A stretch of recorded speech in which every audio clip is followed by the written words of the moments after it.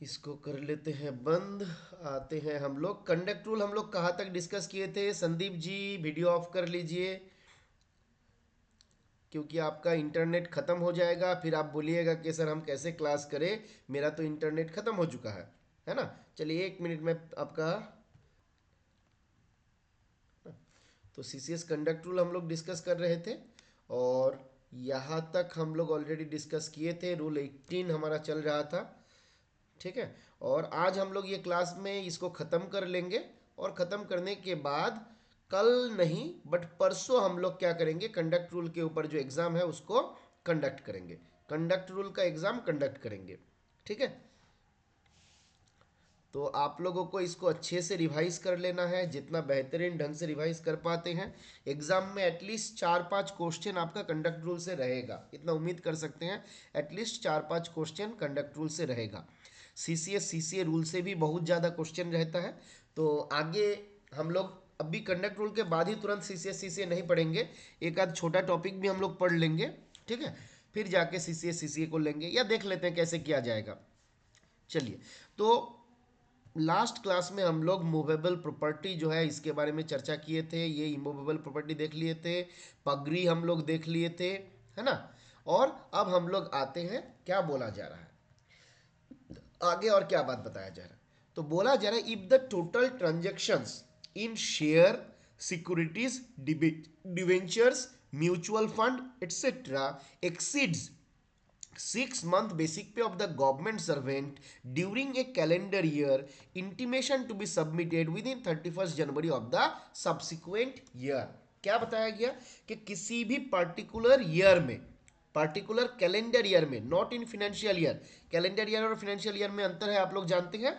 तो particular calendar year में अगर मेरे द्वारा शेयर में, सिक्योरिटी में, डिबेंचर में, म्यूचुअल फंड में इन्वेस्ट किया गया पैसे का अमाउंट मेरा 6 मंथ्स का जो बेसिक पे है, 6 महीने का बेसिक पे जो है, उससे अगर एक्सीड कर जाता है तो हमको क्या करना है, रिपोर्ट सबमिट करना है हमारा कंसर्न हायर अथॉरिटी के पास। बाई कब तक? By 31st January of the subsequent year. तो सवाल क्या पूछेगा यहां से? तो यहां से आपका सवाल पूछा जाता है दो। पहला सवाल ये देखिए बहुत कंफ्यूजिंग वाला होता है। नॉर्मली हम लोगों को ज्यादातर केस में आता है 2 महीने का बेसिक पे, है ना, कि 2 महीने का बेसिक पे से ज्यादा हो गया तो रिपोर्ट करो। बट शेयर डिवेंचर के केस में क्या बोला गया, सिक्योरिटीज के केस में क्या बोला गया, अगर 6 महीने का बेसिक पे एक्सीड कर जाता है तब जाके रिपोर्ट करो।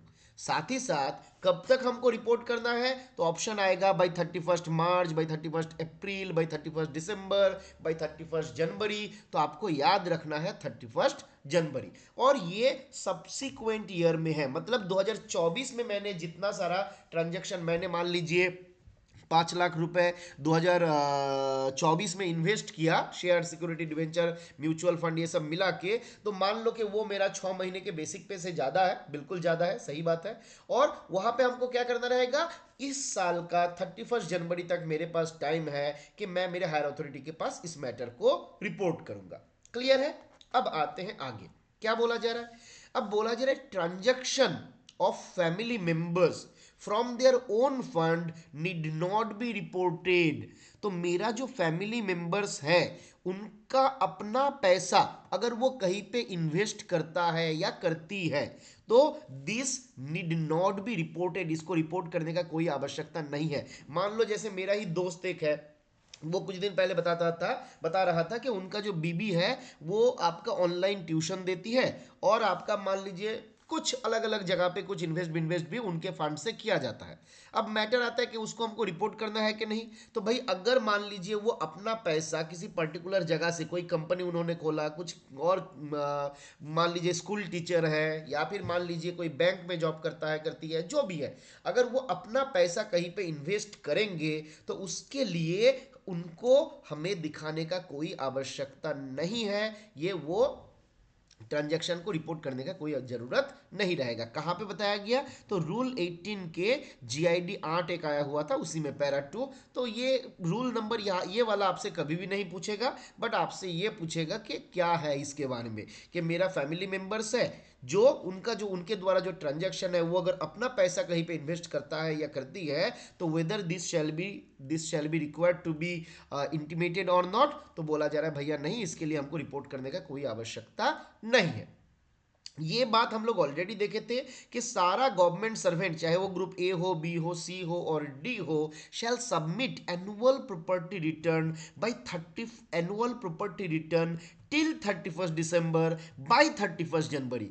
तो 31 दिसंबर तक मेरे पास जो एनुअल प्रॉपर्टी है उसका जो रिटर्न है हमको भरना रहेगा बाई अगले महीने का 31 जनवरी तक हमको रिटर्न भर देना रहेगा। इस साल किसने किसने रिपोर्ट नहीं किया तो फटाफट से कल जाके ऑफिस में रिपोर्ट भर देना है एनुअल प्रॉपर्टी का रिटर्न जो है। नहीं तो क्या होगा पता है, आपका 31 तारीख को या 30 तारीख को आपके ऑफिस से बोलेगा कि अभी तक आपने रिपोर्ट नहीं दिया, तो फटाफट से रिपोर्ट दो, है ना। तब जाके आप उल्टा पलटा कुछ दे दीजिएगा।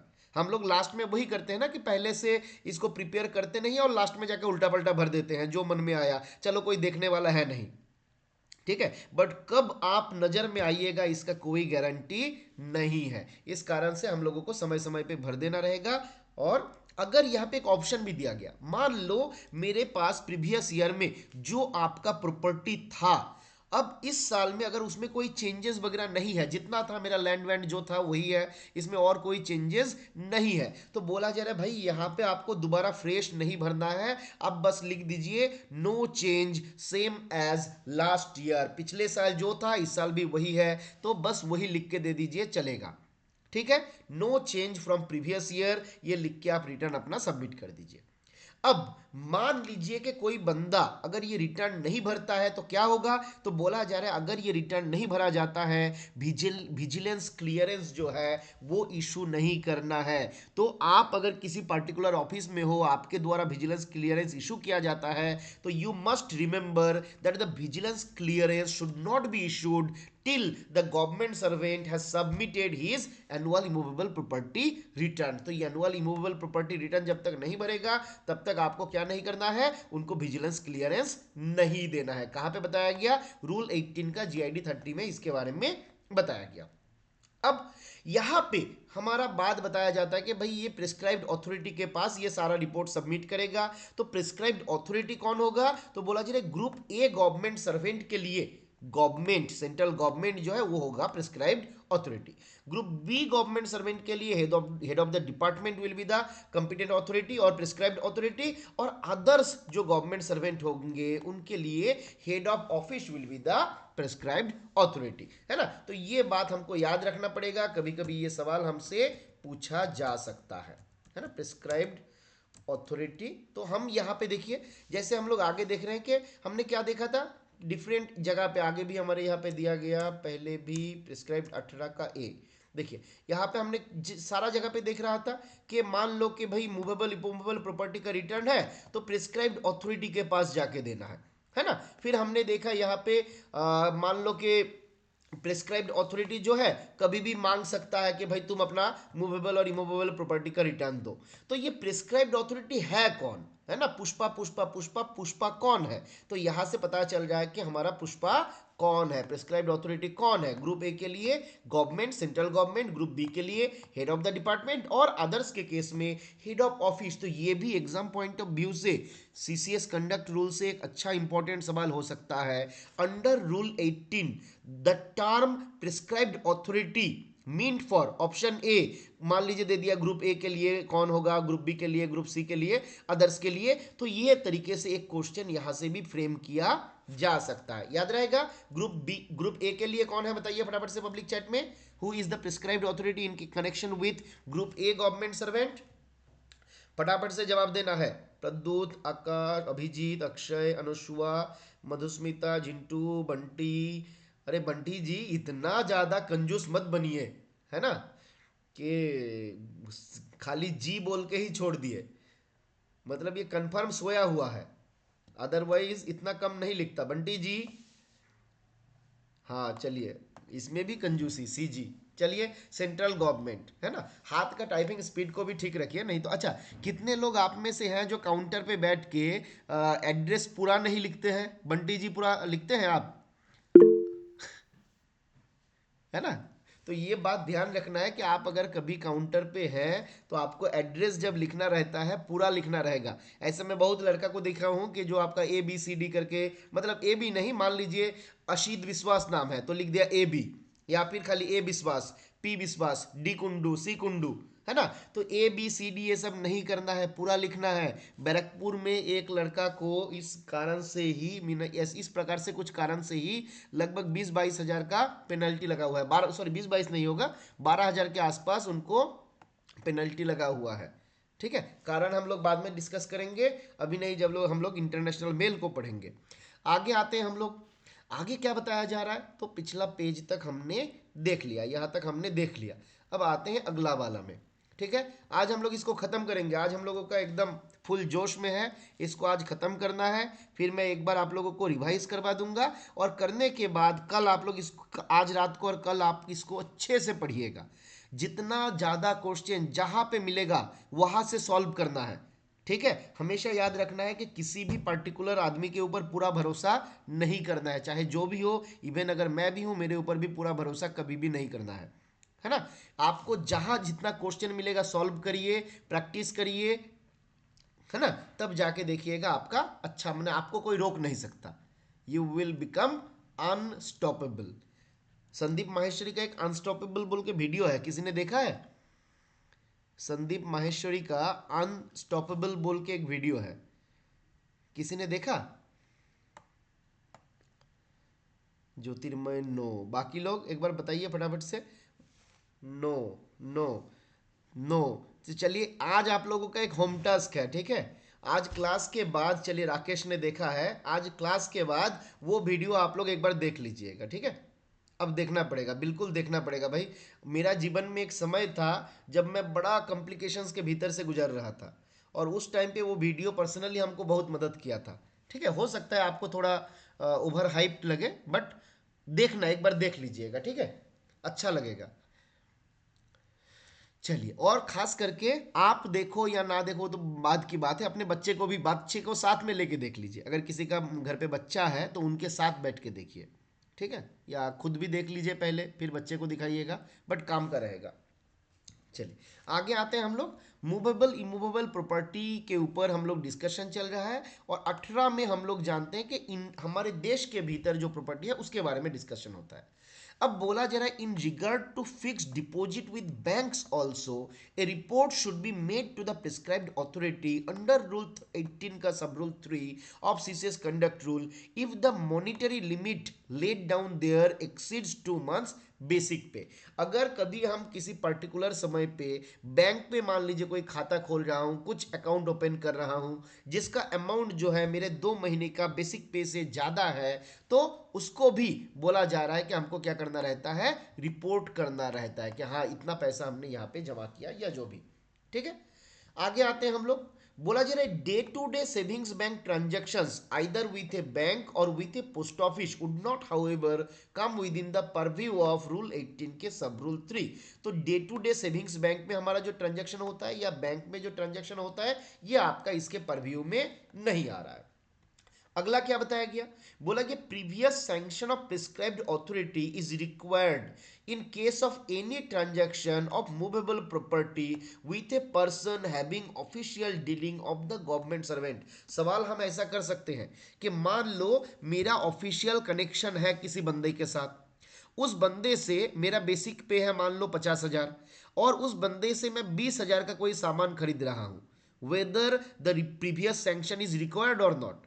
एक बंदा से मेरा ऑफिशियल रिलेशनशिप है, मेरा बेसिक पे है 50,000, मैं सामान खरीद रहा हूं 20,000 का, but whether previous sanction is required और नॉट। बताइए पब्लिक चैट में फटाफट,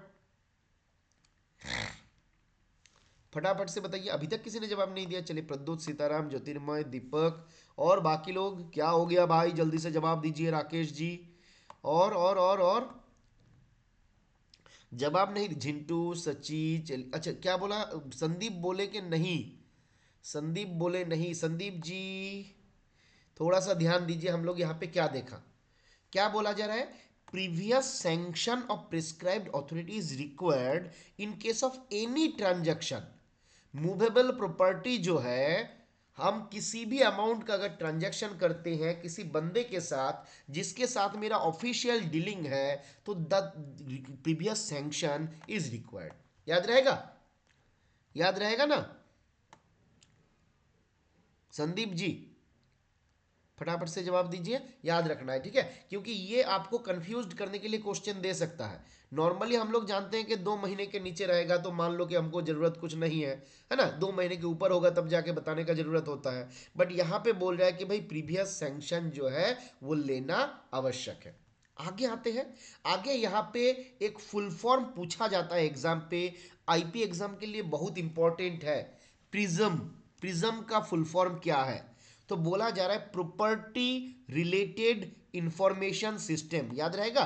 प्रॉपर्टी रिलेटेड इंफॉर्मेशन सिस्टम बहुत इंपॉर्टेंट है, ये फुल फॉर्म याद कर लीजिए दोस्तों। क्या है?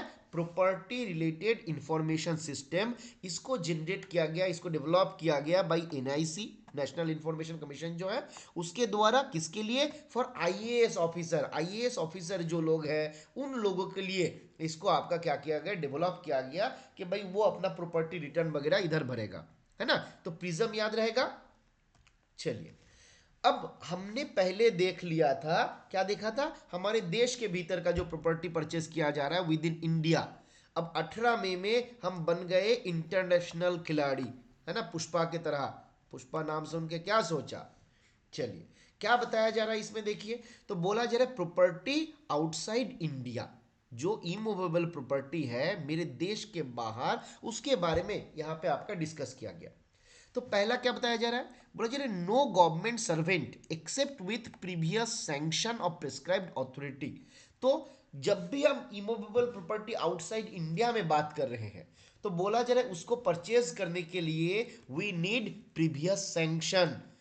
ठीक है, इसको याद रखना। ये रिपोर्ट विपोर्ट करने से काम नहीं चलेगा कि भाई प्रॉपर्टी खरीद लिया आके रिपोर्ट कर दिया, वो नहीं चलेगा। आपको पहले से सैंक्शन लेना पड़ेगा। क्या बोला जा रहा है? कब कब सैंक्शन लेना पड़ेगा?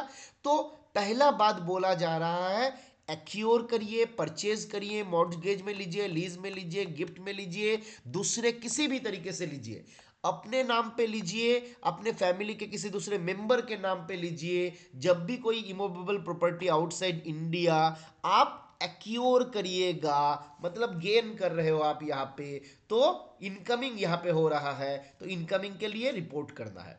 अब आते हैं डिस्पोज ऑफ, यानी कि आउटगोइंग।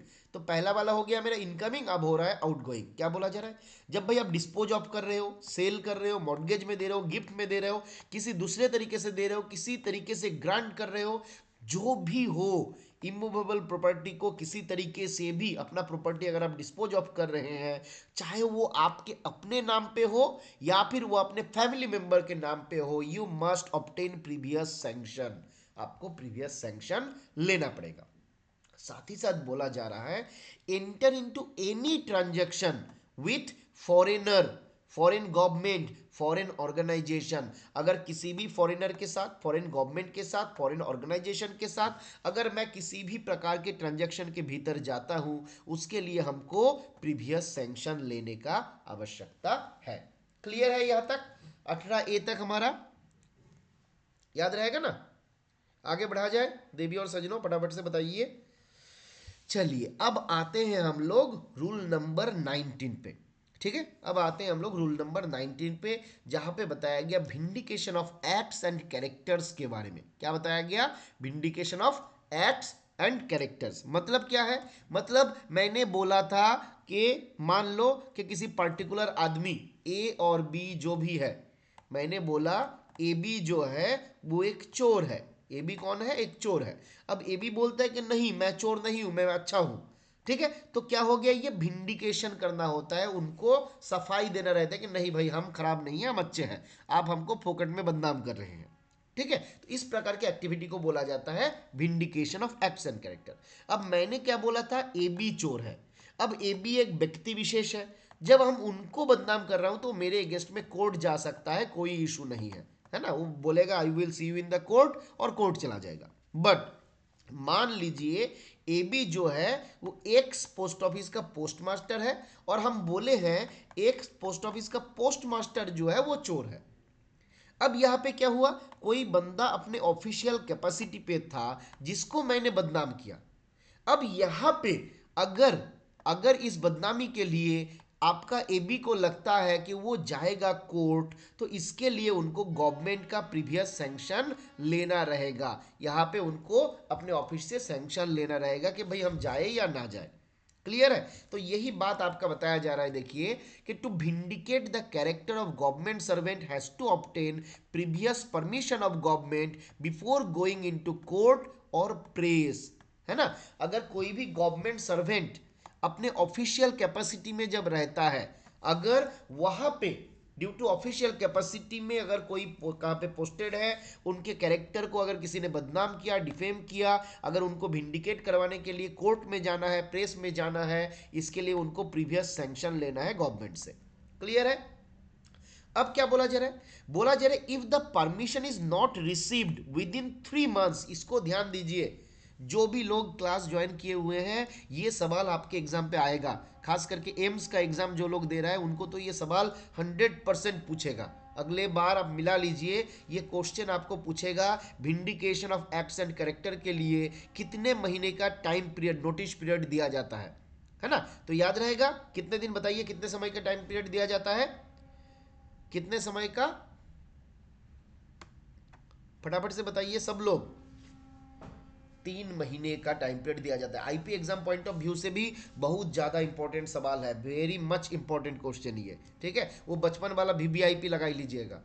बोला जी इफ द अब क्या होता है, हमको टाइम, हमने क्या किया, गवर्नमेंट के पास भेजा, अपने बॉस के पास भेजा कि सर हमको परमिशन दे दीजिए, ये बंदा हमको बदनाम किया। अब हम तो आज आवेदन दिए, कल जाके हम कोर्ट नहीं जाएंगे, हमको कुछ दिन इंतजार करना पड़ेगा, देखना पड़ेगा ऊपर से ऑर्डर आ रहा है कि नहीं कि जाओ, you are free to move to the court, है ना। तो कितने दिन हम इंतजार करेंगे, तो बोला जा रहा है 3 महीना आपको इंतजार करना पड़ेगा।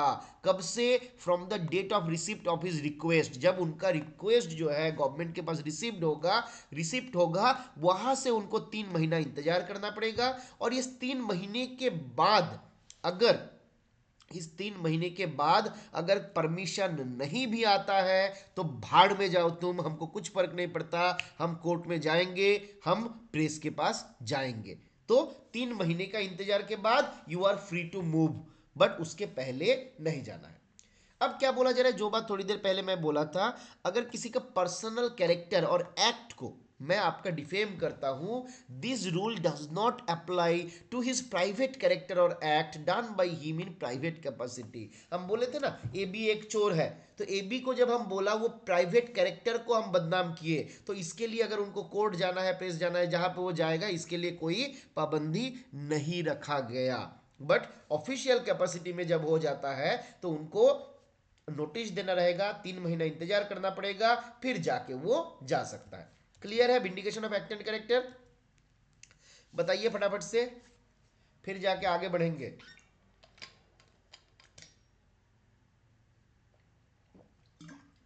चलिए सीताराम, अभिजीत, बंटी, संदीप जी, आगे बढ़ते हैं हम लोग। ओके ज्योतिर्मय जी, अब आते हैं रूल 20, वो जहरीला वाला रूल, जहां पे क्या बताया गया, canvassing of non official and outsider influence, है ना। मेरा पोस्टिंग कर दिया गया मान लो पर्टिकुलर एक्स डिवीजन पे, है ना, या फिर मान लीजिए एक्स वाई डिवीजन पे, सब डिवीजन पे, कहीं पे पोस्टिंग कर दिया।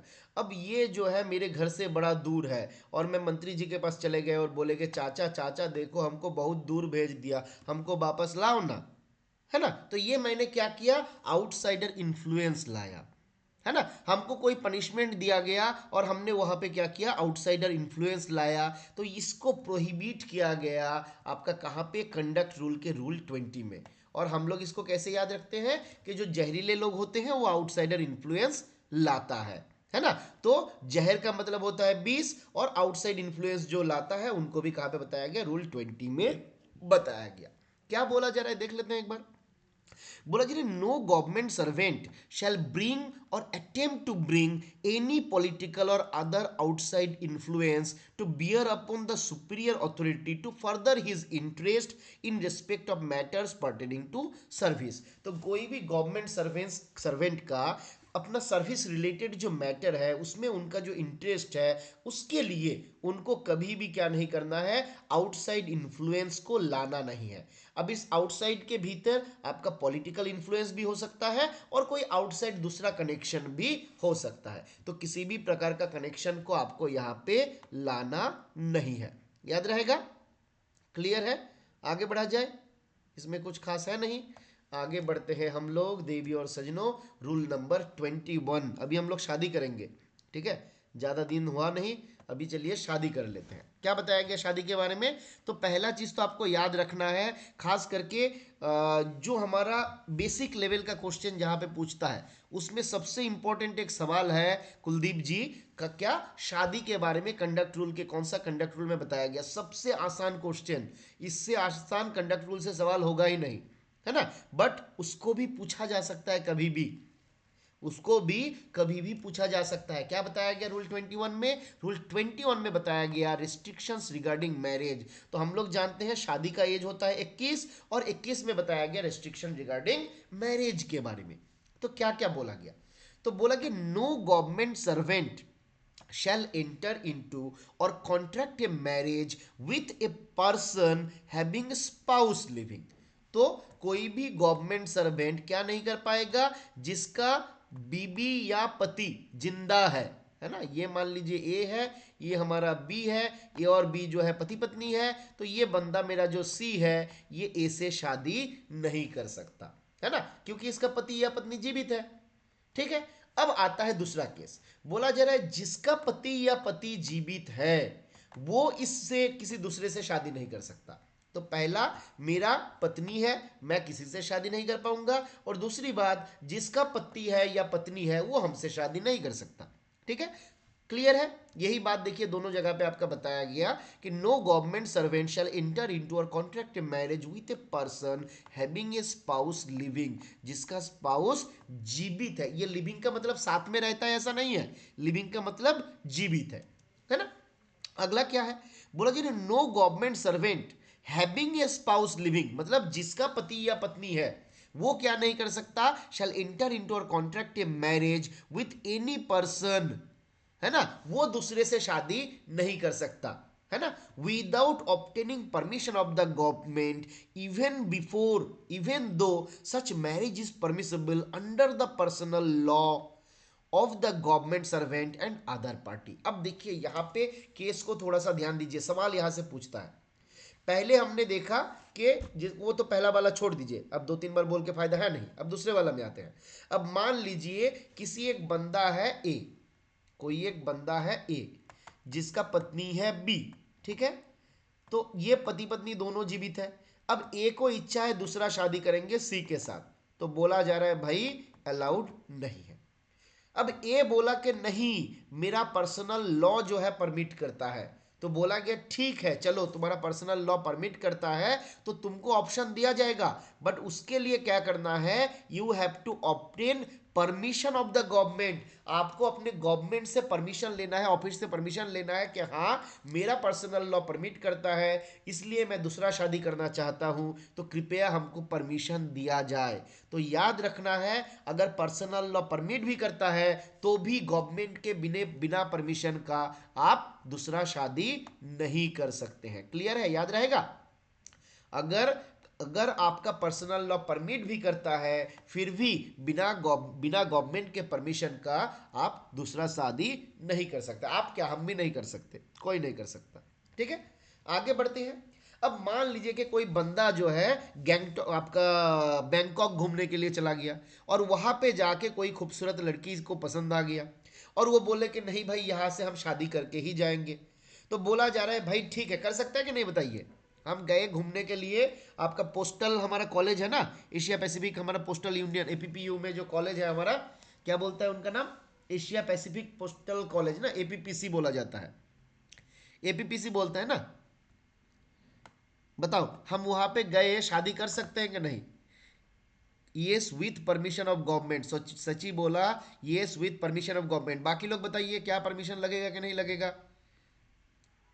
मधुस्मिता भी yes with permission or without permission, whether the permission is required or not। मेरा सवाल है whether the permission is required और नॉट। बताइए, हम फॉरेन पे गए घूमने के लिए, हमको लड़की पसंद आ गया, हमको शादी करना है। अब मान लीजिए अभी हम बैचलर है ना। Yes but intimate to government with permission. Yes permission is required. अब देख लीजिए क्या बताया जा रहा है। ठीक है, मुकेश जी, प्रद्युत जी, बांटी जी और जिसने सीताराम, परमिशन इज रिक्वायर्ड। अब देख लीजिए क्या बताया जा रहा है। बोला a government servant who has married or marries a person other than Indian nationality, मतलब फॉरेनर्स हो गया, shall forthwith intimate the fact to the government. अब अगर मेरा पहले से शादी नहीं हुआ है तो फॉरेनर से शादी करने के लिए परमिशन लेने का आवश्यकता नहीं है। जब दो दिल मिल गया तो क्या करेगा गवर्नमेंट, है ना, पहले शादी कर लो फिर बता दो। याद रहेगा। तो अगर हम फॉरेनर से शादी करना भी चाहते हैं तो हमको कोई नहीं रोक सकता। पूरे कायनात उसे आपके साथ मिलाने की कोशिश में लग जाएगा। इसलिए आप फॉरेन पे जाके शादी कर सकते हैं, उसके लिए आपको परमिशन नहीं चाहिए। आप आके इंटीमेट करिए, है ना, वही बात बताया गया। देखिए, a government servant who has married or marries a person other than Indian nationality shall forthwith intimate the fact to the government. कहां पे बताया गया? 21 के 3 में बताया गया। याद रखना, 21 के 3 में फॉरेनर से शादी के बारे में हमको परमिशन दिया गया। अब शादी के बाद अगर हुआ नहीं शादी, दिल टूट गया या फिर गर्लफ्रेंड का शादी हो गया तो क्या करेंगे? हमको उस रात अपन पूरे 2 बजे तक पिया, है ना। तो देखिए, दो दो पेग लगाने के लिए 22 में बताया गया आफ्टर मैरिज, शादी के बाद आ गया हमारा 22, जहां पे बताया जा रहा है consumption of intoxicating drinks and drugs, है ना। क्या बोला जा रहा है, ये बात को ध्यान दीजिएगा, ठीक है। ये बहुत इंपॉर्टेंट रूल है, खास करके जो लोग अभी ज्वाइन नहीं किया है गवर्नमेंट में या फिर मान लो कि ज्वाइन करने वाले हैं, सबके लिए इंपॉर्टेंट है। बहुत सारा इंपॉर्टेंट बातें यहाँ पे बताया गया। क्या क्या बोला गया? तो पहला बोला जा रहा है कि government servant shell strictly abide by any law relating to intoxicating drinks or drugs in force in any area in which he may happen to be for the time being। जैसे जैसे मान लीजिए कि सीताराम जी जो है इंस्पेक्टर बन गए, सब ठीक है। सीताराम जी का घर कहाँ पे है? सीताराम जी का घर कहाँ पे है? बताइए फटाफट से, देखता हूं कौन अपना घर का जगह बताता है। या मान लो कि चलो घर से कुछ फर्क पड़ता नहीं, नागपुर में है, चलिए मान लीजिए आपको नागपुर में ही आपका सिलेक्शन हो गया। अच्छा अरविंद जी, आपका अयोध्या में घर है, जाएंगे घूमने के लिए, ठीक है। ठीक है, तो मान लीजिए जहां पे भी आपका घर हो, आपका पोस्टिंग कहाँ पे हुआ उसके ऊपर डिपेंड करता है आपका इंडक्शन ट्रेनिंग कहाँ पे होगा, है ना। तो मान लीजिए मेरा आपका अंबाला में मेरा पोस्टिंग हो गया, ठीक है, अंबाला में। अंबाला कहाँ पे आता है? हरियाणा के भीतर आता है। और इस यहाँ पे कौन सा सर्किल में, कौन सा पीटीसी में होता है बताइए? अच्छा, सीताराम जी का कहाँ पे है पोस्टिंग? सीताराम जी का नागपुर में है। तो नागपुर में भी अगर होगा तो सहारनपुर, पीटीसी सहारनपुर में आपका ट्रेनिंग होगा। अब यूपी में शराब के ऊपर पाबंदी है क्या? बताइए, हमको नहीं पता। यूपी में क्या शराब के ऊपर नहीं पाबंदी है? तो चलिए, आप अगर यूपी में उधर हैं तो आपको दिक्कत नहीं होगा, हो सकता है मदद मिल जाएगा। अब मान लीजिए कि आपका गुजरात में पोस्टिंग हो गया, है ना, आपका मान लीजिए गुजरात में पोस्टिंग हो गया। अब रईस मूवी आप देखे होंगे, तो गुजरात पे शराब के ऊपर कंप्लीट बैंड है। अब आप वहां पे जाके मान लो कि आपका यूपी में घर है, यूपी में शराब के ऊपर पाबंदी नहीं है, बट आपका सिलेक्शन हो गया नागपुर में है, मान लीजिए वहां पे पाबंदी नहीं है। तो अगर आप जब ट्रेनिंग के दौरान गुजरात में रहिएगा, भले ही आप पीटीसी में रहे, भले ही आप पीटीसी में ना रहे, कोई दूसरे जगह पे रहे, अगर आप गुजरात में हैं तो वहां पे आप किसी भी प्रकार का ड्रिंक ड्रग नहीं ले सकते, शराब वगैरह नहीं सेवन कर सकते, है ना। तो ये डिपेंड करेगा आप कहां से हो, वो मैटर नहीं करता। ये मैटर करेगा पर्टिकुलर टाइम पे आप कहां पे हो।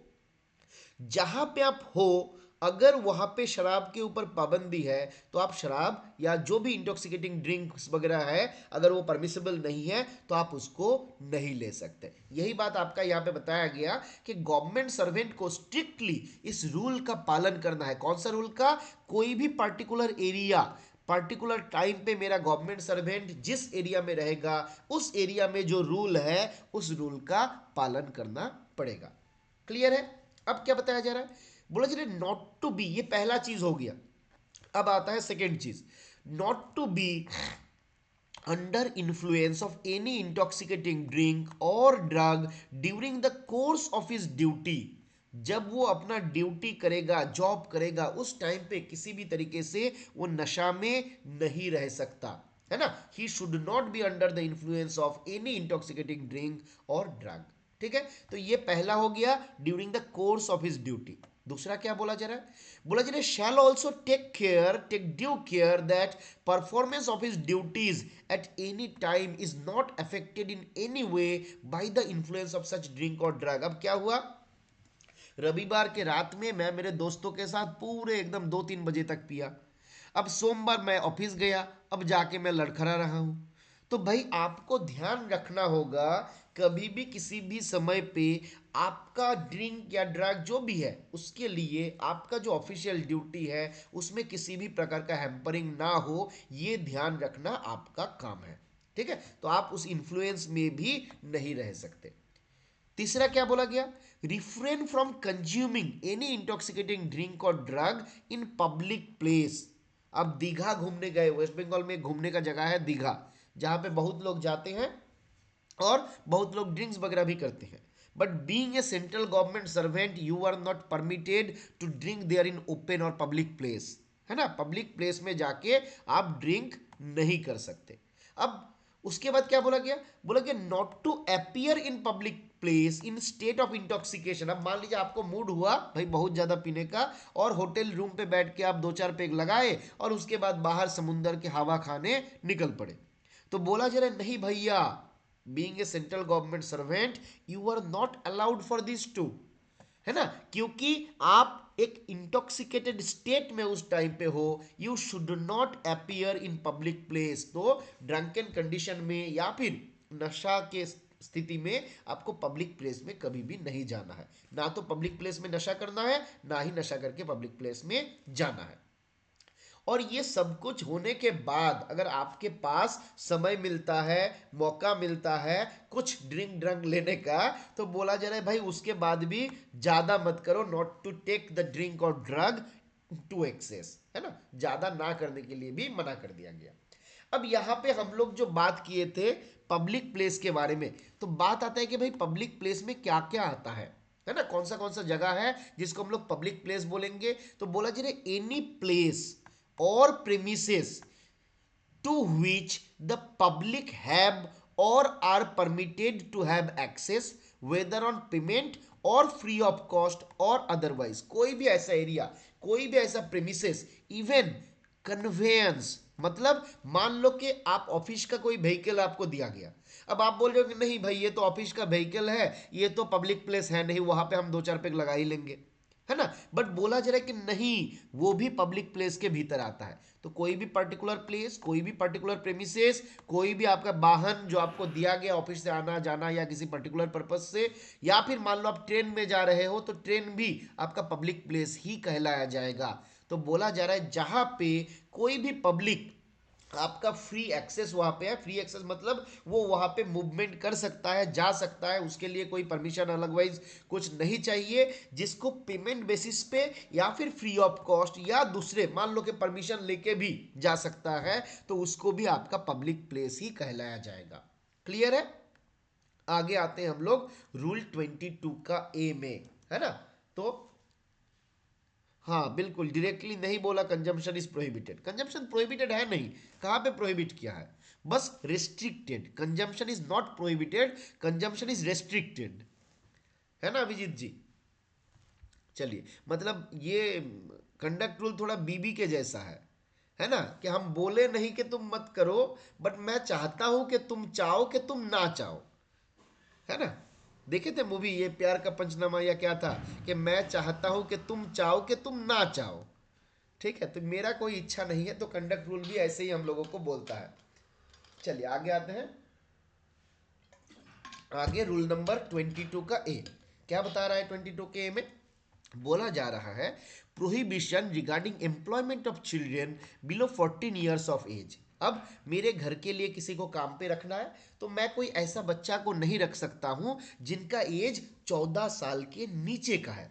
तो 14 इज अलाउड और 14 के अबव भी अलाउड। याद रखना है 14 भी अलाउड है, 14 से ज्यादा भी अलाउड है। क्या बोला जा रहा है? No government servant shall employ to work any child below the age of 14 years. 14 साल के नीचे का कोई बच्चा को आपको अपने घर के काम के लिए नहीं रखना है। ठीक है, देखिए इसको खाली कंडक्ट रूल में प्रोहिबिट नहीं किया, साथ ही साथ इसको चाइल्ड लेबर एक्ट जो है 1986 का, चाइल्ड लेबर एक्ट 1986, इसमें भी पेनल्टी का प्रोविजन दिया गया, जहां पे बोला गया अगर कोई बंदा 14 साल के नीचे के बच्चे को अपने घर पे काम पे लगाता है, उसके लिए 20,000 तक का पेनल्टी का प्रोविजन है। और साथ ही साथ जो ऐसा काम करेगा 1 साल तक के लिए उनको इम्प्रिजनमेंट भी दिया जाएगा। ठीक है, तो एक तो हो गया 20,000 का फाइन, अप टू 20,000 का फाइन, और साथ में आपका आ गया इंप्रिजनमेंट अप टू 1 ईयर। ठीक है, यहां तक हम लोग देख लिए। इसके बाद क्या आता है? रूल 23 इंटरप्रिटेशन, ऑलरेडी हम लोग देख लिए थे। चलिए और एक बार देख लेते हैं। बोला जी rule, this rule empowers the government of India to modify, relax and dispense with any rules to prevent the hardship in any individual case. देखिए कंडक्ट रूल में बहुत सारा बातें बोल दिया, उसके बाद मैंने भगवान लोग जब आशीर्वाद देते थे ना, ब्रह्मा जी या फिर विष्णु जी, शिव जी, आशीर्वाद देने के बाद एक परंतु लगा देते थे, बेटा तू अमर रहेगा परंतु। ये जो परंतु है वो यहाँ पे रूल 23 में बताया जा रहा है कि चलो कंडक्ट रूल में बहुत कुछ बोल दिए, ये नहीं करना है वो नहीं करना है, बट किसी पर्टिकुलर केस में अगर किसी पर्टिकुलर पर्सन के ऊपर अनड्यू हार्डशिप आता है, अगर कोई अनड्यू हार्डशिप आता है, तो गवर्नमेंट को एम्पावर किया गया to modify the rule, to relax the rule or to dispense with any rule, है ना, कि रूल को आप हल्का कर सकते हो। उस पर्टिकुलर केस में रूल को हल्का किया जा सकता है। ठीक है, in any question, if any question arises relating to the interpretation of this rule, this shall be referred to the government whose decision shall be final. Interpretation कौन करेगा? तो सेंट्रल गवर्नमेंट जो है उसका इंटरप्रिटेशन करेगा, और इंटरप्रिटेशन उनका जो रहेगा this shall be treated as the final. ठीक है, आगे रूल 24 जहां पे बताया गया डेलीगेशन ऑफ पावर्स। क्या बोला जा रहा है? देखिए बोला जा रहा है गवर्नमेंट में by general or special order. General order मतलब एक ऑर्डर मैं दे दिया, ये सबके लिए लागू है। स्पेशल ऑर्डर में जो मेरा टारगेटेड ऑडियंस है, मतलब जो मेरा टारगेट है कि भाई इसको हम बताना चाहता हूं, देना चाहता हूं, कि मान लो कि पर्टिकुलर ऑर्डर है, मैं खाली जो डीजी पोस्ट है उसी को पावर देना चाहता हूं, है ना, कि चलो इसके लिए स्पेशल ऑर्डर निकला। तो जनरल ऑर्डर जनरली सबके लिए है, और special order particular special purpose से स्पेशल व्यक्ति के लिए होगा। तो बोला जा रहा है गवर्नमेंट में by general or special order can delegate any power exercisable by it or any head of department under this rule with subject to certain condition. तो गवर्नमेंट के द्वारा जो पावर एक्सरसाइज किया जा सकता है, या फिर हेड ऑफ द डिपार्टमेंट के द्वारा जो पावर एक्सरसाइज किया जा सकता है, this power may be delegated bye general or special order. क्योंकि एक आदमी सारा काम नहीं कर सकता है, उस काम के लिए और भी लोगों का जरूरत पड़ सकता है, जिस कारण से डेलीगेशन का ऑप्शन यहाँ पे रखा गया। डेलीगेशन से सबसे इंपॉर्टेंट सवाल पूछा जाता है कि पावर तो आप डेलीगेट करोगे, चलो ठीक है, बट कौन सा पावर है जो आप डेलीगेट नहीं कर सकते? अंडर विच रूल कौन सा पावर है जिस पावर को डेलीगेट नहीं किया जाता है? बताइए फटाफट से पब्लिक चैट में। ये सवाल पहले क्लास में भी हम लोग डिस्कस किए थे कि दो पावर है जिसको डेलीगेट नहीं किया जा सकता है, 23 और 24। 23 और 24 में क्या क्या बताया गया उसको भी लिखिए, मधुस्मिता, अभिजीत, पद्दूत, फटाफट उसको भी लिखिए। Very good Bunty ji, Jhintu ji, Mukesh ji. But बताइए कि क्या क्या बताया गया था 23 और 24 में? Interpretation and delegation of power. अब जैसे मान लो कि भाई इंटरप्रिटेशन का पावर मैं केंद्र सरकार को दे दिया, अब केंद्र सरकार ने बोला कि मैं चलो डीजी पोस्ट को दे दिया, फिर डीजी पोस्ट बोला मैं सुपरिटेंडेंट को दे दिया, अब भाई सब अपने अपने जगह पे उसको इंटरप्रेट करते रहेगा, है ना। तो जिस कारण से बोला गया कि ये डेलीगेशन और इंटरप्रिटेशन का जो पावर है इसको डेलीगेट नहीं किया जाएगा। ये भी एक इंपॉर्टेंट सवाल हो सकता है अभिजीत जी, मधुस्मिता जी, अपने एग्जाम के लिए, अरविंद जी, है ना। क्लियर है जिंटू जी? आगे बढ़े। नींद नहीं आ रहा है किसी को? खत्म होने वाला है, बहुत ज्यादा बाकी है नहीं दोस्तों। आगे आते हैं हम लोग रूल 25, इस रूल का आखिरी रूल, जहां पे बताया गया रिपील एंड सेविंग के बारे में। क्या बोला जा रहा है? बोला जा रहा है any rules corresponding to this rules in force immediately before the commencement of this rule and applicable to government servants to whom this rule are hereby repealed, है ना। क्या है, बोला जा रहा है जब मेरा कंडक्ट रूल लागू हुआ, बताइए डेट ऑफ इफेक्ट क्या हो जाएगा, date on which conduct rule has come into force, बताइए कब से लागू हुआ था, 30/11/1964, है ना। तो ये रूल मेरा 30/11/1964 को लागू हुआ। इस 30/11/1964 से पहले अगर कोई दूसरा रूल चल रहा था जिस रूल के तहत हम गवर्न हो रहे थे, कंडक्ट रूल आने के बाद वो रूल रिपील हो चुका है, उसका और प्रोविजन जो है लागू नहीं रहेगा, ठीक है। अब प्रोवाइडेड दैट, ये क्या हो गया, ये हो गया रिपील। अब बोला जा रहा है कि अगर प्रीवियस रूल में कोई एक्शन ले लिया गया, कोई ऑर्डर इशू कर चुका है हम, है ना, तो बोला जा रहा है उस ऑर्डर को आप बदल नहीं सकते हैं, उस ऑर्डर में कोई भी चेंजेस आपका नहीं किया जाएगा। Provided that any order made or action taken under the rule so repealed shall be deemed to have been made under the corresponding provision of this rule.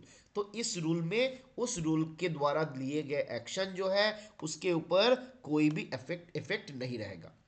provided that such repeal shall not affect the previous operation of the rules so repealed, है ना। तो ये बात आपका आसान सा बात है, इसको थोड़ा घुमा फिरा के बोला गया, इसका और कोई रोल नहीं है, ठीक है। अब चलिए कुछ इंपॉर्टेंट एक्टिविटी है जिसके लिए हमको परमिशन या सैंक्शन लेने का आवश्यकता होता है। यहां से एक सवाल आपके एग्जाम पे रहेगा, यहां से एक सवाल आपके एग्जाम पे 100% रहेगा। सवाल किस प्रकार से पूछा जाएगा, सवाल इस प्रकार से पूछेगा, मान लो कि in which of the following cases previous permission or sanction is required, है ना। नीचे दिए गए जो केसेस है, 3-4 केसेस है, इसके भीतर कौन सा केसेस के लिए हमको प्रीवियस परमिशन या प्रीवियस सैंक्शन हमको लेना रहेगा। जैसे देखिए पहला क्या बताया जा रहा है, टू ज्वाइन एजुकेशनल इंस्टीट्यूट और course of studies for university degree. अगर हमको कोई एजुकेशनल इंस्टीट्यूट में ज्वाइन करना है डिग्री लेने के लिए तो हमको क्या चाहिए, प्रीवियस परमिशन चाहिए कि नहीं चाहिए, बताइए फटाफट से पब्लिक चैट में। कोई हमको मान लो कि हमको मास्टर डिग्री करना है किसी मास कम्युनिकेशन के ऊपर, है ना, या फिर पब्लिक एडमिनिस्ट्रेशन के ऊपर, क्या हमको परमिशन लेने का आवश्यकता है। मैं चाहता हूं कि किसी भी ओपन वगैरह किसी भी मैं कर लूंगा, उसके लिए भी हमको परमिशन चाहिए, ठीक है। फिर बोला कि to join civil defence service, territorial army, home guard organisation, अगर इसमें हम ज्वाइन करना चाहते हैं, है ना, इसमें अगर हम ज्वाइन करना चाहते हैं तो उसके लिए भी हमको परमिशन लेना रहेगा। अगर हम सेंट जॉन एम्बुलेंस ब्रिगेड में ज्वाइन करना चाहते हैं, एनरोल करना चाहते हैं, उसके लिए भी हमको परमिशन लेना रहेगा। ये सवाल तो बहुत बार पूछा जाता है, to join foreign language class conducted by Indo foreign cultural organisation, हमको फॉरेन लैंग्वेज सीखना है, जापानीज, कोरियन, कोरियन तो बहुत लोग सीखते रहता है, मेरा जो एक भतीजी भी है वो कोरियन सॉन्ग्स वगैरह का बड़ा फैन है और वो सीखते रहती है ना। तो मान लो आप में से भी कोई हो तो बोला जाए कि भाई अगर फॉरेन लैंग्वेज का क्लास हमको करना है, किसी इंडो फॉरेन कल्चरल ऑर्गेनाइजेशन से हमको ये सीखना है, तो हमको क्या करना रहेगा, परमिशन लेना रहेगा। अगर कोई इंटरनेशनल अवार्ड है हमको दिया जा रहा है तो उसके लिए भी हमको, मान लो कि हमको ऑस्कर अवार्ड दिया जा रहा है कि मैं इतना अच्छा एक्टिंग करता हूं, तो हमको इंटरनेशनली बोला कि चलो life time achievement Oscar award आपके घर पे हम भेज रहे हैं, है ना। तो उसके लिए हमको परमिशन लेना पड़ेगा अनटिल अनलेस, जब तक मैं आपका सेंट्रल गवर्नमेंट सर्विस में रहूंगा, है ना। चलिए आगे आते हैं। इतना अच्छा जोक मारा हूं फिर भी किसी ने नहीं हंसा, मतलब सो रहा है सब लोग, नहीं सो रहे हैं ना। चलिए कभी हंस भी लिया करो। चलिए अब क्या बताया गया, to accept fee for work done for any private और पब्लिक बॉडी और पर्सन, किसी भी प्राइवेट बॉडी, पब्लिक बॉडी, किसी भी दूसरे व्यक्ति के लिए अगर हम कोई काम करते हैं और उसके लिए मैं फी एक्सेप्ट करना चाहता हूं, पैसा लेना चाहता हूं, तो उसके लिए हमको क्या करना है, परमिशन लेना है। To accept part time lecturership with remuneration, मैं चाहता हूं कि as a part time lecturer काम करूंगा, ठीक है, और इसके लिए भी हमको क्या करना रहेगा, रिम्यूनरेशन के लिए हमको एक्सेप्ट करने के लिए हमको आपका सैंक्शन लेना रहेगा, परमिशन आपका लेना रहेगा। To enrol as advocate with bar association, है ना, तो बोला जा रहा है कि आपको अगर बार एसोसिएशन में आपको एनरोलमेंट करवाना है कि एज एडवोकेट, तो वहां पे भी आपको परमिशन लेना है, but not to engage in legal profession while in service. अब बार एसोसिएशन का मेंबरशिप ले सकते हैं, बस परमिशन ले लीजिए, आपके पास डिग्री है वगैरह है, चलो आप उसका मेंबरशिप आपको मिल जाएगा, बट जब तक आप सर्विस में हो आप लीगल प्रोफेशन में एंगेज नहीं हो सकते। ठीक है। To hold an elective office in cooperative societies and other bodies and contest in election in such body। किसी भी इफेक्टिव ऑफिस को अगर आप होल्ड करना चाहते हैं किसी भी कोऑपरेटिव सोसाइटी में, या फिर मान लो आप इलेक्शन में कंटेस्ट करना चाहते हैं ऐसा बॉडी के लिए, तो उसके लिए भी आपको प्रीवियस परमिशन और सैंक्शन लेना पड़ेगा। To stay with foreign diplomats and foreign nationals abroad. अब फॉरेन पे गए ऑफिशियल किसी टूर में और जहाँ पे फॉरेन डिप्लोमेट के साथ आप रहना चाहते हो, है ना, तो उसके लिए भी बोला गया आपको परमिशन या सैंक्शन लेना पड़ेगा। For pensioners retired from group A service to accept commercial employment within 1 year from the retirement, है ना। ग्रुप ए गवर्नमेंट सर्वेंट जो है उनके लिए बोला गया अगर वो किसी भी प्रकार का कॉमर्शियल एम्प्लॉयमेंट लेना चाहते हैं इवन आफ्टर रिटायरमेंट। देखिए ये सवाल आपसे पूछ सकता है, पेंशनर जो लोग हैं अगर किसी को पेंशन मिल रहा है, जो पेंशनर हमारा है और वो ग्रुप ए सर्विस से रिटायर किया है और वो कमर्शियल एम्प्लॉयमेंट लेना चाहता है, तो बोला जा रहा है 1 साल के भीतर अगर उनको ये एम्प्लॉयमेंट लेना है तो उसके लिए क्या करना है, प्रायर परमिशन और सैंक्शन जो है लेना है। अगर नहीं लेंगे तो क्या होगा बताइए, अगर नहीं लेंगे तो क्या होगा, हम लोग पेंशन रूल में डिस्कस किए हुए थे, तो पेंशन बंद कर दिया जाता है ना। तो ये आपका इशू हो जाता है, हम लोग जब पेंशन रूल में आएंगे तब उसमें भी और ज़्यादा डिटेल्स में डिस्कस करेंगे। ठीक है। कमर्शियल एम्प्लॉयमेंट किसको बोला जाता है, कोई हमको बताइएगा, कमर्शियल एम्प्लॉयमेंट किसको बोला जाता है, कमर्शियल एम्प्लॉयमेंट हम इसको देखे हुए थे बट मेरे दिमाग से थोड़ा, शत्रुघ्न जी वीडियो ऑफ कर लीजिए, आप शायद ऑफिस में होंगे, है ना।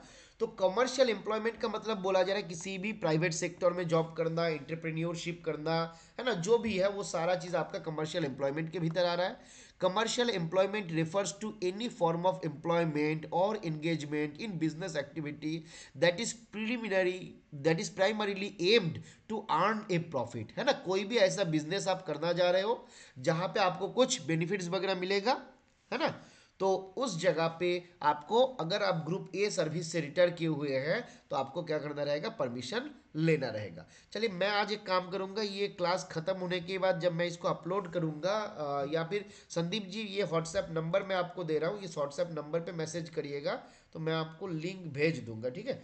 बेसिकली हम लोग यहाँ पे जो क्लास करते हैं डिपार्टमेंट ऑफ पोस्ट के लिए क्लास करते हैं, तो आउटसाइडर नॉर्मली इसमें ज़्यादा है नहीं। ठीक है। तो चलिए मैं आपको मैसेज कर रहा हूँ, आप ग्रुप में ज्वाइन करिएगा, पर नॉर्मली ये ग्रुप में हम लोग ज़्यादा देते नहीं है, कुछ कम क्लास ही इसमें रहता है। मोबाइल नंबर आप नोट कर सकते हैं, ये मोबाइल नंबर है, ठीक है, इसको आप सेव कर सकते हैं, आप चाहते हैं तो इसमें मैसेज कर दीजिएगा। ठीक है। व्हाट्सएप इसमें करिएगा अपना नाम लिख के, तो मैं देखता हूँ हम लोगों का जो ऐसे ही जनरल ग्रुप जो बनाया हुआ है उस ग्रुप में मैं आप लोगों को ऐड कर दूंगा। ठीक है। चलिए आगे आते हैं हम लोग। अब देखिए ये पेज से ध्यान दीजिए, इस पेज से आपको 2 नंबर मिलेगा, लिख लीजिए, अगर बॉन्ड पेपर रहेगा मेरे घर पे भेजिए। इस पेज से आप कोई भी एग्जाम दे रहे हैं आपको 2 नंबर मिलेगा 100%। इसलिए अगर किसी को नींद आ रहा है तो चैन से सोना है और एग्जाम पास करना है तो अब जग जा, है ना। क्या क्या बताया गया देखिए, बोला जा रहा है कनेक्शन विथ रेडियो प्रेस इस रिलेटेड, अगर हमको कोई परमिशन लेना है, सैंक्शन वगैरह लेना है, तो उसके लिए टाइम पीरियड दिया गया 30 डेज, याद रहेगा। रूल 8 के लिए रेडियो प्रेस, मान लो कि हम चाहते हैं कि भाई कोई रेडियो ऑर्गेनाइजेशन है या आपका मान लीजिए रेडियो जॉकी का काम लेना चाहते हैं या कुछ और चाहते हैं, इस रिलेटेड हम कोई एक्टिविटी में जुड़ना चाहते हैं, गवर्नमेंट से हमको परमिशन लेना है, हमने उनके पास आवेदन दिया, तो कितने दिन का टाइम पीरियड रहेगा, तो 30 डेज का टाइम पीरियड यहाँ पे है। चैनल 8 प्रेस मीडिया हमारा 30 डेज का टाइम लिमिट है। अब मान लो कि हमको गिफ्ट लेना है, बच्चे का जन्मदिन है, उसमें हमारा दोस्त लोग बोला है कि इस बार हमको थोड़ा महंगा गिफ्ट देगा, है ना। तो हालांकि मेरा दोस्त कंजूस है, पर फिर भी मान लो कि वो हमको महंगा गिफ्ट देगा और हमको लेना भी है, तो भाई उसके लिए भी हमको इंटीमेशन देना रहेगा सैंक्शन वगैरह के लिए। कितने दिन का? 30 दिनों का यहाँ पे भी आपका टाइम पीरियड जो है दिया गया है ना। फिर क्या बोला गया? Permission related to movable immovable properties within India. अब 18 में मूवेबल इमूवेबल प्रॉपर्टीज के लिए परमिशन, उसके लिए भी 30 दिन। तो देखिए आप पहले इसको याद कर लीजिए, 8, 13 और 18। 8, 13 और 18 ये तीनों के लिए कितना दिन है? 30 दिन है। याद रहेगा, 8 में प्रेस और मीडिया, 13 में गिफ्ट और 18 में मूवेबल इमूवेबल प्रॉपर्टी। इन तीनों के लिए हमको 30 दिन का टाइम लिमिट दिया गया है। याद रहेगा, ये सवाल आपके एग्जाम पे पूछ सकता है कभी भी। अगला क्या बताया गया? बोला कि भाई फॉरेन पे प्रॉपर्टी खरीदना है। चलो यहाँ पे 30 दिन था, उसका डबल मैंने कर दिया 60 दिन। ठीक है, इनलैंड में प्रॉपर्टी बोले तो 30 दिन, फॉरेन में प्रॉपर्टी बोले तो 60 दिन। ठीक है, अब आते हैं vindication of acts and characters. Already हम लोग देखे थे, कितने दिन? आपका 3 महीना, है ना, 3 महीना। अब हमको यहाँ पे बताइए, प्रॉपर्टी आउटसाइड इंडिया कौन सा रूल में बताया गया था? प्रॉपर्टी आउटसाइड इंडिया कौन सा रूल में बताया गया था? प्रॉपर्टी आउटसाइड इंडिया 18 का 1 नहीं है। सची जी आपको पिटाई करेंगे, हम घर पे जाके पीट के आएंगे। 18 का ए है। ये सब सवाल का अगर अभी भी गलत होगा ना, तब सच में बहुत गलत बात है। 18 के ए में बताया गया विंडिकेशन ऑफ एक्शन कैरेक्टर्स के बारे में। वेरी गुड बिकी जी, पंडुरंग जी, वेरी गुड। बताइए आपका विंडिकेशन ऑफ एक्शन कैरेक्टर के बारे में कहाँ पे बताया गया? 19 पे बताया गया। टाइम याद रहेगा? चलिए फटाफट से हम पूछते हैं आप लोगों से, एक बार बताइए आपका प्रेस और मीडिया के लिए कितने दिन का समय दिया गया? मठी जी, अनशुआ, मुकेश, शुभेंदु, ज्योतिर्मय, कविता, इंद्रजीत, वेरी गुड, 30 दिन का समय दिया गया। अच्छा बताइए, फॉरेन पे प्रॉपर्टी परचेस करना है, कितने दिन का टाइम लिमिट दिया गया?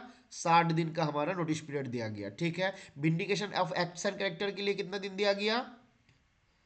विंडिकेशन ऑफ एक्टर कैरेक्टर देखिए 90 डेज नहीं बोल रहे हैं, 3 महीना तो 3 महीना, दोनों में अंतर है। मंजीत जी, मंजीत जी, ठीक है, इसको याद रखिए, वो 3 महीना है। जो 3 महीना है उसको आप दिन में कन्वर्ट मत करिए। ठीक है, 3 महीना को 3 महीना ही याद रखिए। ठीक है, संदीप जी 60 दिन किसका जवाब दे रहे हैं? 3 महीना, है ना, वेरी गुड। याद रहेगा, ये सवाल आपसे पूछ सकता है, कभी भी पूछ सकता है। चलिए अब बताइए, आउटसाइड इन्फ्लुएंस के बारे में कौन सा रूल पे बताया गया था? आउटसाइड इन्फ्लुएंस के बारे में रूल नंबर 20 पे। अरे 2 किसने बोल दिया? 0 छूट गया होगा, हमको भरोसा है आप लोगों के ऊपर, 0 छूट गया होगा। अच्छा बताइए, कोई बात नहीं अंशुआ जी। अब बताइए हमको, demonstration in honour of government servant कहाँ पे बताया गया? बिक्की, दीपक, अनसुआ बताइए फटाफट से। Demonstration in honour of government servant, Saurabh ji, very good, Arvind, Jyotirmoy, Jintu, Pradyot, Neel, Bikki, very good, 14 में बताया गया। अच्छा बताइए, सब्सक्रिप्शन के बारे में कहाँ पे बताया गया था? सब्सक्रिप्शन के बारे में 12 में, प्रद्युत, वेरी गुड सौरभ। दीपक जी 6 में कहाँ से हो गया? दीपक सही से लिखिए जल्दी से, 6 में कहाँ से हो गया? सब्सक्रिप्शन 12 महीने का नेटफ्लिक्स का सब्सक्रिप्शन, किसी के पास है तो पासवर्ड हमको भेज दीजिएगा, है ना। अगला बताइए हमको, इंसॉल्वेंसी हैबिचुअल इंडेप्टनेस कहाँ पे बताया गया? इंसॉल्वेंसी हैबिचुअल 15 किसने बोला? फिर से सची लग रहा है, फाकीबाजी चल रहा है। 15 15 नहीं, 15 किसने बोला? या सची। इंसॉल्वेंसी हैबिचुअल इंडेप्टनेस ठीक करके लिखिए जवाब सही से, पहले सही से जवाब लिखिए। कहाँ पे बताया गया इंसॉल्वेंसी के बारे में? इंसॉल्वेंसी के दामोदरन जी, वेरी गुड, मुकेश जी, मुकेश, सोनी, शुभेंदु, अनुस्वा 17 में लिखे हैं, 15 15 लिख दिए थे आप, 17 में बताया गया। अच्छा बताइए हमारा, हमको कम्युनिकेशन ऑफ ऑफिशियल इंफॉर्मेशन कहाँ पे बताया गया है? कम्युनिकेशन ऑफ ऑफिशियल इंफॉर्मेशन 10 किसने बोला? किसी ने 10 बोला? 10 10 10 10 10 10 10 10 10, अनुष्वा जी, ये क्या हो गया? ये सब सवाल का जब गलत जवाब दीजिएगा तो कैसे चलेगा? हाँ 11 में बताया गया। अच्छा बताइए हमको, एसोसिएशन, एसोसिएशन में ज्वाइनिंग वगैरह इसके बारे में कहाँ पे बताया गया था? 6 में बताया गया, वेरी गुड। चलिए आगे बढ़ते हैं हम लोग, इसको कल पूरा एकदम याद कर लेना है, बहुत सारा सवाल रूल नंबर से भी रहेगा। अब आते हैं कौन सा एक्टिविटी है जिसके लिए परमिशन नहीं चाहिए? वो कौन सा एक्टिविटी है जिसके लिए परमिशन नहीं चाहिए? तो बोला गया to seek redressal in court CAT for grievances related to employment and service. मेरा एम्प्लॉयमेंट रिलेटेड कोई समस्या है, कोई ग्रीवेंस है, मेरा बॉस मेरा बात सुनता ही नहीं है ना। सर्विस रिलेटेड कोई समस्या है, हमको कोर्ट में जाना है, कैट में जाना है, इसके लिए हमको कोई परमिशन नहीं चाहिए। फिर to become a member of संयुक्त, क्या बोलता है इसको, संयुक्त सदाचार समिति, सदाचार समिति। देखिए ये सवाल एग्जाम में पूछा जाता है। संयुक्त को बांग्ला में बोला जाता है संयुक्त, संयुक्त सदाचार समिति, है ना। संयुक्त सदाचार समिति, संयुक्त का मतलब होता है एक साथ में जुड़ा हुआ, सदाचार मतलब होता है अच्छा विचार करना, अच्छा व्यवहार करना। तो जब हम लोग एक साथ में मिलकर अच्छा अच्छा विचार करने वाला काम करेंगे, वो SSS है ना, RSS नहीं है, SSS है। तो बोला जा रहा है संयुक्त सदाचार समिति का मेंबर होने के लिए कोई परमिशन हमको नहीं चाहिए। फिर क्या बोला गया, to participate in shramdan, to participate in shramdan conducted by the department or Bharat सेवक समाज, है ना। तो ये श्रमधन, इसमें पार्टिसिपेट करने के लिए भारत सेवक समाज में, चलिए एक बार देख लेते हैं श्रमधन क्या होता है। श्रम धन, चलिए देखते हैं। ये सवाल मैंने चैट जीपीटी से पूछा हूँ, आप में से भी कोई अगर चाहते हैं। अच्छा श्रमदान था क्या, वो श्रमधन था, SHRAM, एक मिनट वेट करिए, SHRAMDHAN,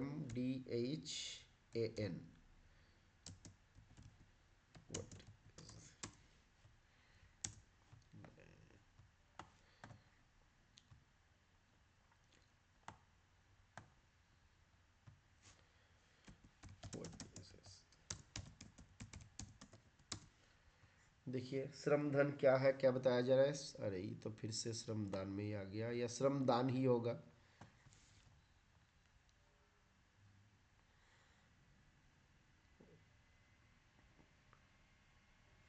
चलिए, तो श्रमधन हो या श्रमदान ही होगा, इसे सफाई के लिए समय निकालना श्रमदान ही है। तो स्पेलिंग पता नहीं, हम शायद गलत भी लिखे होंगे, ये हो सकता है। तो भारत सेवक समाज बाई गवर्नमेंट डिपार्टमेंट, श्रमदान ही मान लो, चलो इसको श्रमदान मान लेते हैं हम लोग। श्रमदान करने के लिए हमको श्रमदान में पार्टिसिपेट करने के लिए कोई हमको परमिशन नहीं चाहिए।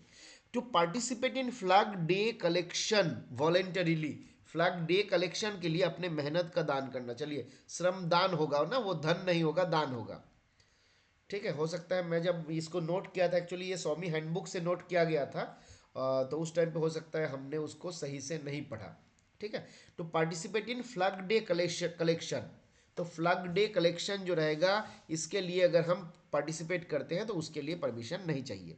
To participate in fund raising of national foundation of communal harmony, इसके लिए अगर फंड रेज किया जाएगा उसके लिए भी कोई परमिशन नहीं चाहिए। National foundation of communal harmony इसके लिए फंड राइजिंग में कोई परमिशन नहीं चाहिए। To undertake occasional literally artistic and scientific character का वर्क, ये करने के लिए भी परमिशन नहीं चाहिए। स्पोर्ट्स एक्टिविटी में एज एन एमेचर पार्टिसिपेट करने के लिए भी परमिशन नहीं चाहिए। बट यहाँ पे ध्यान रखना, आपसे सवाल पूछ सकते हैं इस प्रकार से, sports activities as a professional, इसमें अगर करना चाहते हैं तो उसके लिए हमारा पार्टिसिपेशन जो है मैंडेटरी हो जाएगा। ठीक है, तो यहाँ तक हमारा CCS कंडक्ट रूल जो है ये ख़त्म होता है, और यहाँ पे मेरा एडवर्टाइजमेंट ख़त्म होता है। उसके बाद आप सबको हम बहुत सारा धन्यवाद देना चाहते हैं कि आप लोग इतने देर से मेरा बकबक सुनते रहे। तो thank you all, thank you so much. इसमें अगर किसी का कोई डाउट है, किसी को कुछ पूछना है, तो आप पूछ सकते हैं। ठीक है, मेरा नंबर भी मैं ऑलरेडी आपको दे दिया था, यहाँ पे देखिए आपको नंबर भी दिख रहा होगा, व्हाट्सएप नंबर। इस नंबर पे आप मैसेज भी कर सकते हैं। ठीक है, तो अगर कोई भी डाउट रहेगा तो आप पूछिएगा, अगर वो मेरा जानकारी में रहेगा तो मैं ज़रूर उसको बता दूंगा, नहीं रहेगा तो मैं उसको क्लियर करके बता दूंगा आप लोगों को। ठीक है, तो आज का क्लास क्या हम लोग यहीं पे समाप्त करें, और कोई डाउट वगैरह अभी आप लोग अच्छे से पूरा रूल को पढ़िए। एग्जाम कैलेंडर आ गया, बिल्कुल आज हम लोग उसके ऊपर डिस्कस भी किए हैं। दीपक जी, मतलब आप लेट से ज्वाइन किए हैं क्या? दीपक जी लेट से क्लास अटेंड किए थे आप, अगले दिन से टाइम पे। देखिए आप लोग एक बात मेरा सुन लो, हमेशा आप रेडी रहिए शाम के 9 बजे से, 9 बजे से के पहले ही हम संदीप माहेश्वरी का जो वीडियो मैं बोल रहा था ना आपको, चलिए मैं एक बार दिखा देता हूँ। द अनस्टॉपेबल, जितना हमको याद आ रहा है उसका नाम है the unstoppable, P A stop, double P हो जाएगा मुझे लग रहा है, द अनस्टॉपेबल उसका नाम होगा, एक बार देख लीजिएगा। स्टॉपेबल, ठीक है, देखिएगा वीडियो देख के कल हमको फीडबैक दीजिएगा। तो हमारा ये टाइमिंग मोटा मोटी फिक्स्ड है, 8:30 से लेके 9 बजे के भीतर हम लोग स्टार्ट करेंगे और मोटा मोटी 1.5 घंटे के आसपास हम लोगों का क्लास चलेगा, ठीक है। तो कल भी यही टाइम रहेगा, और अगर मैं मैसेज करूं या ना करूं आप ध्यान रखिए यही टाइम रहेगा। अगर हमको नहीं करना है तो मैं ज़रूर बता दूंगा, ठीक है। व्हाट्सएप नंबर यहाँ पे स्क्रीन पर आपको दिख रहा है संदीप जी, इस नंबर पे आप व्हाट्सएप में मैसेज करिए तो मैं आप लोगों से बात कर लूँगा, कोई दिक्कत नहीं है। चलिए तो आज हम लोग यहीं पे समाप्त करते हैं। Good night to all of you, thank you so much.